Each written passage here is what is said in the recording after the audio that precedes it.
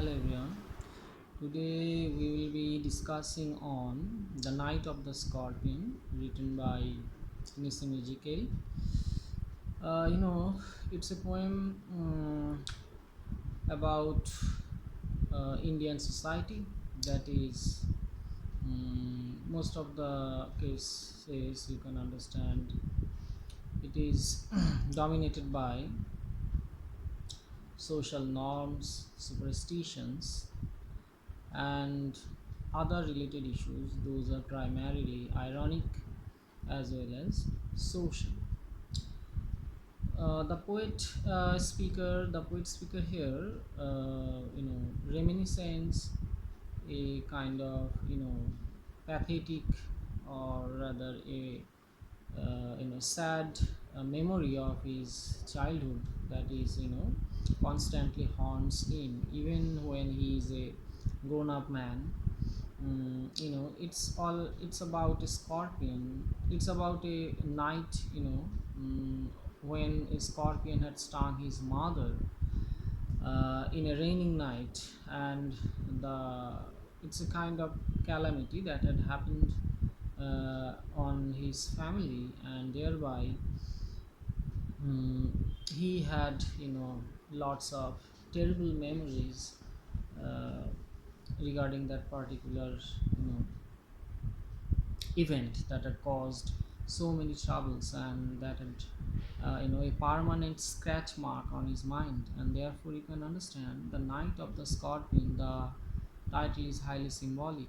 As you can understand, night is the symbol of darkness, ignorance, and it suggests a lot of things, a lot of significances to the context of the poem. The scorpion also, it's a yeah, the scorpion, you can understand, it's a poisonous species, and it may be thought, it may be treated as a symbol of evil, symbol of darkness, symbol of creature of darkness, which definitely hurts humankind, and humankind has to suffer. And most importantly, there is no option for human beings to uh, you know cope up with this sort of overwhelming enemy, because they are they try many things to cure the ailing mother.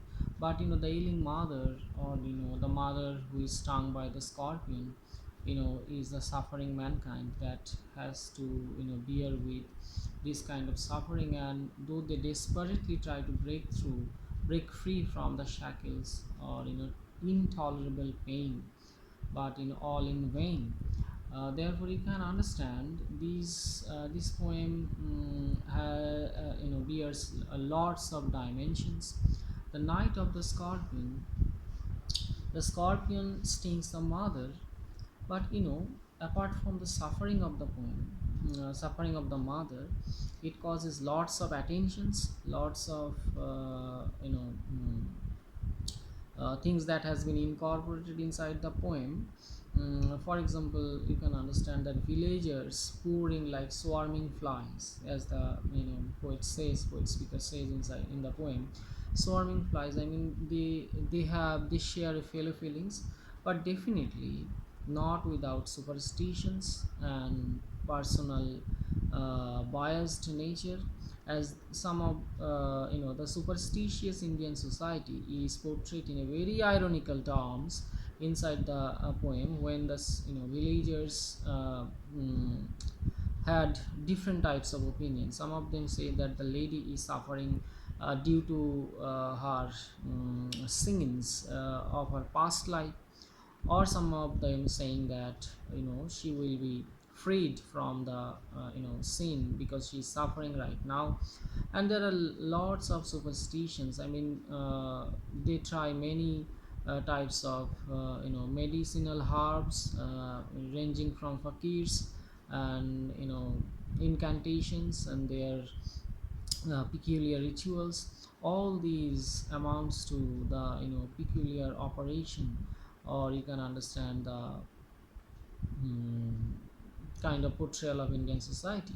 And the poet speaker, who was definitely a child, he had nothing to do but to observe all those things that had gone inside, in front of his eyes, right? And there are lots of suggestions in the poem. The night symbolizes, as I've told you, darkness, and human beings cannot find any kind of solution to the ailing mother, so that she can be freed from this pain. But darkness, I mean, some invisible army, some invisible enemy, some invisible evil, with whom they simply cannot fight. I mean, they try to resist, but they pathetically fail all the time. And darkness, is linked with ignorance, and definitely that is symbolized by night. The darkness of the night, rather saddens the poem, or the settings of the poem, the backdrop of the poem becomes heavy with the darkness, ignorance. And the scorpion is an overwhelmingly powerful enemy force, or evil force, that is ruthlessly exploiting, ruthlessly murdering, or is making humankind to suffer. And the mother symbolizes the very pathetic position of mankind, where they have least kind of resistance against the odds and odd evil, right? And this is very, you can understand, very much evident from the poem, that the poet speaker had a kind of ironical tone always. And he suggests lots of things, as I've told you. I mean, the suffering of Indian women, that is also another part of the poem. I mean, women always go through different types of suffering in the Indian society, that is, most of the cases patriarchal. But there is a line in the poem that his father, the poet speaker's father, uh, burns paraffin on the toe end of his mother, where it burns into her flesh, as he attempted to reduce the pain, that flame will be helping her to reduce the pain from causing from the sting of the poisonous scorpion. But the flame eating inside the flesh of mother, and that is also highly symbolical, because it suggests how women suffer in Indian society. And what is most important to understand, that even at the end of the poem, the mother says that she is very happy that God had not chosen her children, rather it is she who has gone through, who has actually um, suffered this kind of you know mm, intolerable pain. And she is thankful to God that God had spared her children. And the motherly instinct that rises above all the wars, all the suffering. But there she becomes exceptional, the mother who protects her children even at the cost of her own life. And that is very, very important to understand to the context of the poem.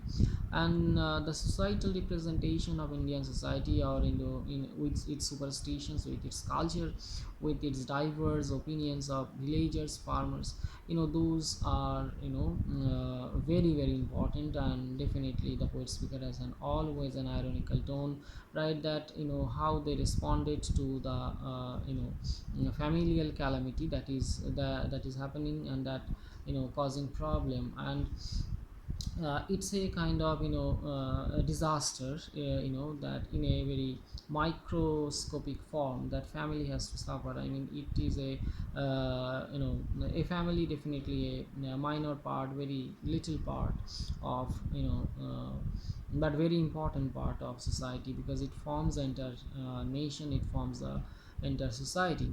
But it is a small unit that is suffering due to some unknown calamity, due to some unknown disaster, which definitely the humankind, or they cannot face with adequate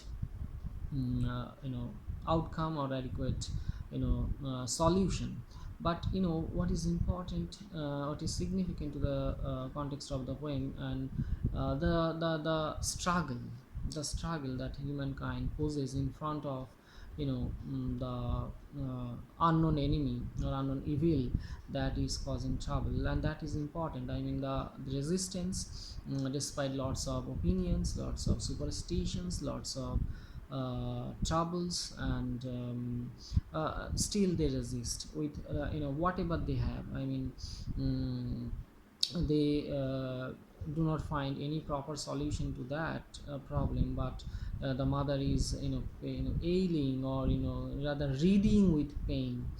And the all of the villagers, all of the people, family members become only spectators. But they try, at least try, I mean, with medicinal herbs, with incantations of fakirs, with using paraffin flame on the toe end of the mother. And it says a lot about how humankind, or try to conquer the evil. They at least possess some resistance against that odd. But the Knight of the Scorpion, in a very miniature form, uh, provides a lots of debate among the thinking periphery. It offers lots of nuances of Indian society and the basic existence of humankind.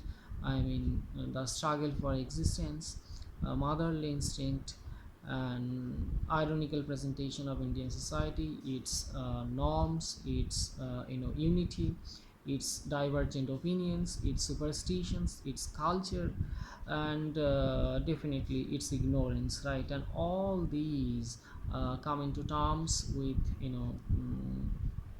uh, definitely the childhood memory of definitely a memory which no one definitely wants to remember. But the poet speaker had a certain kind of it is that sort of memory that he though he wants to forget, but he cannot, simply because it is so dangerous and so powerful. And it had a permanent mark on his mind, and that is why you can understand the poem has you know may offer a kind of personal attachment to the poet speaker. I mean, his own eyes, his own childhood memory, causing a sort of uh, involvement inside the poem. And that is why, though it is a subjective portrayal of the poet speaker, but you can understand it has lots of hints and suggestions at different aspects of Indian society. And that is why we can understand that the poem definitely is a very very important and significant contribution to the modern Indian poem. And that definitely speaks about its Indian society, with its superstitions, its people, its norms, its divergent elements, its problems, its daily struggle for living and daily livelihood, and its symbols. And one more thing that is also very very noteworthy to mention, because rain also is a kind of may be treated as a natural calamity, natural disaster that is causing trouble for the unprepared family. They have had not been prepared for this kind of this sort of dangerous evil entrance into the familial household, and they had to cope up with that. I mean, they don't have any option. But the rain symbolizes a kind of unknown disaster, unknown danger, that unprecedented, that is unprecedented, and that causing trouble, that in a terrible trouble, in a, and therefore the family has nothing but to suffer. And therefore you can understand the poem, in a very unified fashion, speaks a lot about different aspects, different multi-layered connotations. And it definitely, it is a definitely wonderful poem to read. And with lots of suggestions, I mean, with its minimal words, like one of the brilliant other brilliant poems, it speaks a lot. I mean, we can think about, hours after hours, after this poem, after its suggestions, after its significances. That's all for today. Thank you all, and stay safe, stay inside in your home, because this is the quarantine period, and our country is going through a very tough period due to some unknown and invisible virus. And that is definitely, you can relate with the poem, that night of the scorpion. And humankind is suffering due to its ignorance, because we cannot break through the you know the virus, and that is why the poem becomes very pertinent, very relevant to the context of our time that we are suffering through. Thank you very much. Stay safe, stay inside, and don't forget to, you know see the lecture and do other stuffs. Thank you very much.